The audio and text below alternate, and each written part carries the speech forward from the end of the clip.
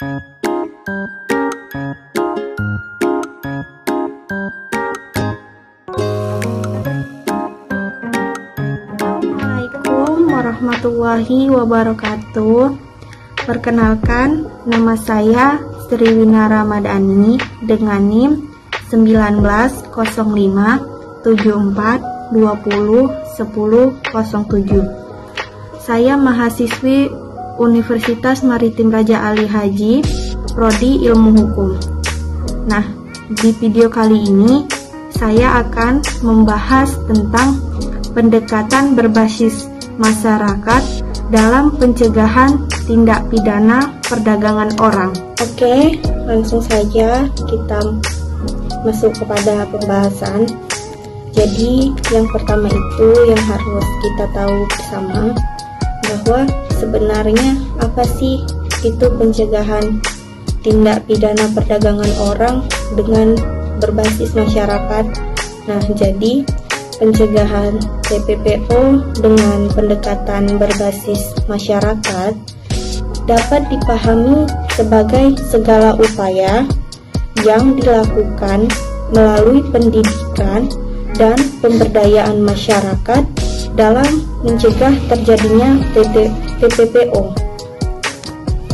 Nah, kemudian mengapa masyarakat ini harus berperan yaitu dalam pencegahan tindak pidana perdagangan orang ini, yaitu selain tanggung jawab kemanusiaan terdapat di dalam pasal 60 ayat 1 Undang-Undang TPPO mengamanatkan bahwa dalam upaya pencegahan TPPO, masyarakat diharapkan untuk membantu dan berperan serta. Karena untuk tujuan pencegahan TPPO, pemerintah wajib membuka akses yang seluas-luasnya bagi peran serta masyarakat, baik itu nasional maupun internasional, yaitu sesuai dengan ketentuan peraturan perundang-undangan, hukum, dan kebiasaan internasional yang berlaku, yaitu dalam pasal 61 Undang-Undang TPPO. Jadi, pentingnya masyarakat yaitu dalam keterlibatan untuk mencegah TPPO terjadi bukan hanya untuk kepentingan memperluas dukungan atau keterlibatan untuk gerakan pencegahan, tetapi dalam rangka hak dan demokrasi.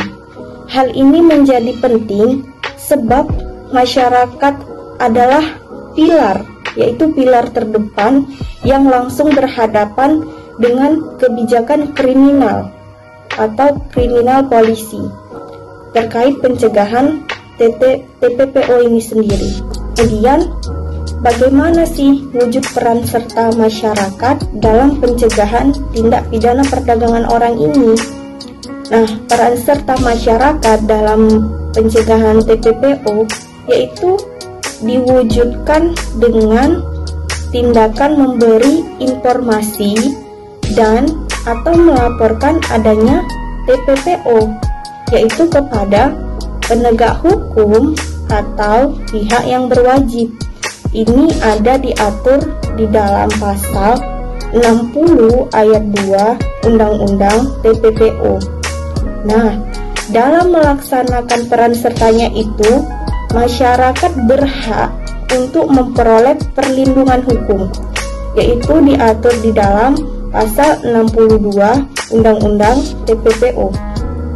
Maka, untuk itu, peran serta masyarakat harus dilaksanakan secara tanggung jawab. Nah, ini ada di dalam pasal 63 Undang-Undang TPPO. Kemudian, elemen apa saja yang harus terlibat yaitu dalam pencegahan tindak perdagangan orang berbasis dengan masyarakat ini. Jadi, elemen-elemen yang seharusnya berperan dalam pencegahan TPPO ialah yang pertama itu negara yang terdiri dari eksekutif, legislatif, yudikatif, dan lembaga koordinatif atau gugus tugas TPPO di pusat maupun di daerah yang memiliki kepentingan perlindungan bagi korban.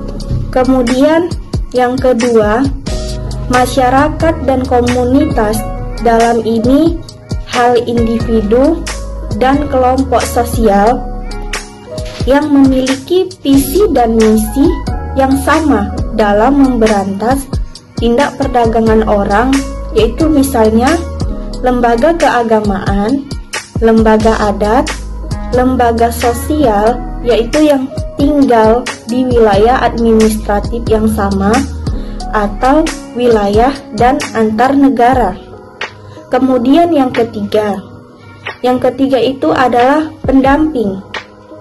Pendamping adalah seseorang dan atau kelompok yang melakukan segala upaya dan tindakan, yaitu berupa identifikasi dan pendokumenan kasus, kemudian konseling, terus terapi psikologis, advokasi, dan bimbingan rohani, yaitu guna untuk penguatan diri dari saksi atau korban tindak pidana perdagangan orang ini, guna untuk memberikan rasa aman dan nyaman untuk menyelesaikan permasalahan yang dihadapi.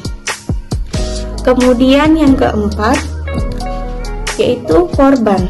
Korban itu adalah seseorang yang mengalami penderitaan baik psikis, mental, fisik, seksual, ekonomi, dan atau sosial yang diakibatkan atau diduga diakibatkan dari tindak pidana perdagangan orang. Apa prinsip pencegahan tindak pidana perdagangan orang yang berbasis dengan masyarakat ini? Jadi, pencegahan tindak pidana perdagangan orang dengan pendekatan berbasis masyarakat harus merupakan suatu gerakan yang terorganisir dan terlembaga. Pada tataran implementasi pencegahan TPPO ini dengan pendekatan berbasis masyarakat harus berpegang teguh pada prinsip-prinsip sebagai berikut. Yang pertama, yaitu prinsip independensi. Artinya, semua elemen yang melakukan kerja-kerja pencegahan tindak perdagangan orang ini harus memiliki suatu sikap yang netral, tidak memihak atau berpihak kepada yang lain, dan bebas dari pengaruh. Yang kedua, yaitu imparsialitas. Nah, artinya bahwa semua elemen itu wajib mendapatkan dan memberikan perlakuan yang adil dalam kerja-kerja pencegahan tindak pidana perdagangan orang. Kemudian yang ketiga yaitu sinergitas. Artinya, semua elemen harus sama-sama bekerja dan bekerja sama untuk terwujudnya tujuan pencegahan tindak pidana perdagangan orang ini. Kemudian yang keempat, partisipatif. Artinya, semua elemen yang terkait harus terlibat dan dilibatkan dalam merancangkan dan melaksanakan upaya pencegahan tindak pidana perdagangan orang. Yang kelima, transparansi. Artinya bahwa semua elemen memperoleh informasi yang cukup dan dilakukan secara terbuka dan mudah diakses terkait pencegahan tindak pidana perdagangan orang ini. Kemudian yang keenam yaitu akuntabilitas. Artinya yaitu semua elemen memiliki kemampuan untuk menjelaskan kondisi yang dialami, termasuk di dalamnya yaitu keputusan yang diambil dan berbagai aktivitas yang dilakukan terkait dengan upaya pencegahan tindak pidana perdagangan orang. Nah, kemudian yang terakhir itu yaitu yang ketujuh, bahwa harus adanya kesetaraan. Artinya, semua elemen dari melakukan kerja-kerja pencegahan tindak pidana perdagangan orang ini harus memiliki kedudukan yang sama, tanpa membedakan identitas yang menyangkut keturunan, agama, kebangsaan, atau kesukuan, baik golongan maupun juga jenis kelamin. Bagaimana sih masyarakat melakukan pencegahan tindak pidana perdagangan orang ini berbasis masyarakat? Jadi, ada sejumlah aktivitas yang dapat dilakukan oleh masyarakat, yaitu dalam konteks pencegahan tindak pidana perdagangan orang, yaitu dengan berbasis masyarakat tadi. Di antaranya, yang pertama, membentuk lembaga anti perdagangan orang pada level desa, guna menggagalkan setiap pengiriman tenaga kerja ke luar negeri maupun dalam negeri, yaitu secara ilegal atau non-prosedural, di mana pemalsuan umur dan dokumen lainnya. Kemudian, lembaga anti perdagangan orang ini harus bersinergi dengan pihak terkait seperti lembaga keagamaan tadi, yaitu seperti juga pemerintah desa setempat atau LSM. Kemudian juga ada institusi penegakan hukum dan gugus tugas trafficking. Kemudian yang kedua, yaitu melakukan pertemuan rutin dan pelatihan secara berkala untuk meningkatkan kapasitas, yaitu dari lembaga anti perdagangan orang tadi dalam menangani atau advokasi kasus-kasus terkait tindak pidana perdagangan orang. Kemudian yang ketiga, yaitu melakukan deteksi dini terhadap kesiapan mental dan keterampilan, yaitu dari warga yang ingin dan akan berimigrasi, dengan cara yaitu pendokumentasian atau pencatatan setiap warga yang akan berimigrasi. Nah, pendokumentasian ini yaitu terkait dengan identitas penduduk yang berimigrasi, fakta kebenaran kelengkapan dokumen, kemudian pengalaman pendidikan dan pelatihan yang dimiliki oleh calon pekerja migran, serta dukungan dari keluarga. Kemudian yang keempat, yaitu melakukan pengumpulan data dan dokumen kasus-kasus korban tindak pidana perdagangan orang ini.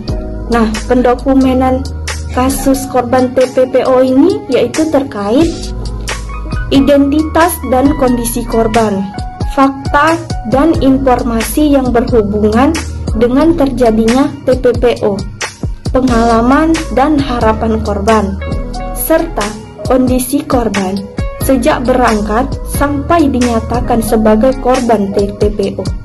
Nah, dalam pengumpulan data ini harus juga dibuat profil dari para pelaku, sekaligus yaitu melakukan pemetaan jaringan, yaitu beserta dengan modus-modus yang dipergunakannya. Kemudian yang kelima, yaitu melakukan kajian dan pendidikan masyarakat sebagai dasar melakukan advokasi dan sosialisasi untuk peningkatan kesadaran publik tentang tindak pidana perdagangan orang ini dan mekanisme layanan bagi korban. Kemudian yang ketujuh, meningkatkan partisipasi masyarakat dan penguatan kelembagaan tentang perlindungan terhadap korban tindak pidana perdagangan orang ini terkhusus yang terutama perempuan dan anak. Yang kedelapan, melakukan penyuluhan hukum terkait pemberantasan tindak pidana perdagangan orang yang meliputi, yaitu melibatkan kepolisian atau kejaksaan negeri. Yang kesembilan, membangun dan memperkuat jaringan masyarakat, yaitu masyarakat sipil khususnya pada kalangan perempuan, dan melalui pendidikan kritis, pengorganisasian, dan konsolidasi. Kemudian yang ke-10, melakukan pelatihan keterampilan bagi calon atau pekerja migran yang tentang manajemen bagaimana keuangan agar mampu mengelola keuangan tadi secara tepat. Sekianlah sedikit penjelasan dari saya, yaitu tentang pendekatan berbasis masyarakat dalam pencegahan tindak pidana perdagangan orang. Jadi saya mohon maaf apabila ada kesalahan atau kekurangan dari penyampaian saya. Saya akhiri, wabillahi taufik wal hidayah. Wassalamualaikum warahmatullahi wabarakatuh.